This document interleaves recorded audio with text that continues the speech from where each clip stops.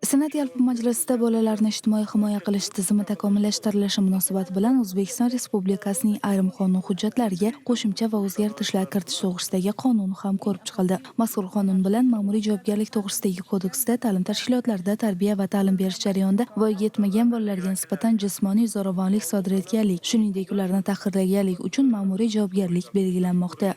Pedagogik faoliyatni amalga oshirish jarayonida voyaga yetmaganlarga nisbatan jismoniy va yoki ruhiy zo'ravonlikka oid huquqbuzarlik sodir etganligi uchun ma'muriy javobgarlikka tortilgan shaxslarni 1 yil muddat davomida ta'lim tashkilotida pedagogik faoliyat bilan shug'ullanishiga yo'l qo'yilmasligi belgilanmoqda. Yaqinda xususiy bog'chalarning birida yig'layotgan bolani kuzatuv kamerasiga tushmaydigan joyga olib borib jazolash haqidagi xabarlar barchamizni birdek larzaga soldi.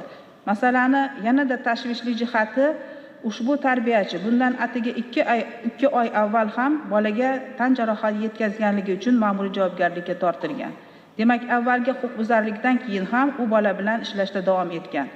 Bolalarni zo'ravonlikning har qanday turdan himoya qilish to'g'risidagi strategiya ishlab chiqilgan bo'lib, unda shu tizimda ishlovchi prokuror, sudya va boshqa ijtimoiy soha xodimlari majburiy malaka oshirishga jalb qilinishi rejalashtirilgan. Bolalarni ijtimoiy himoya qilish tizimi takomillashtirilishi to'g'risidagi qonun kuchga kirgandan so'ng malaka oshirish tartiblari ishlab chiqiladi. Bugungi kunda jinoyat javobgarligi to'g'risidagi kodeks va ma'muriy javobgarlik to'g'risidagi kodeksga asosan tuhmat qilish, kamsitish, xo'rlash va tahqirlash kabi o'sha holatlar uchun alohida javobgarliklar nazarda tutilgan. Kerakli kodeksda va kodeksda amalga oshirish bo'yicha Oliy sud plenum qarorlarida nazarda tutilgan. Shuni hisobga olgan holda muammo bo'lmaydi deya olmayman, lekin o'sha yuzaga kelishi mumkin bo'lgan nimalarni ancha kamaytirish nazarda tutilyapti, xavflarni. Bundan tashqari qonunda davlat yoki nodavlat muassasasining to'liq ta'minotida bo'lgan bola uchun ota yoki onani aliment to'lashdan ozod qilishga yo'l qo'ymasligi belgilanmoqda.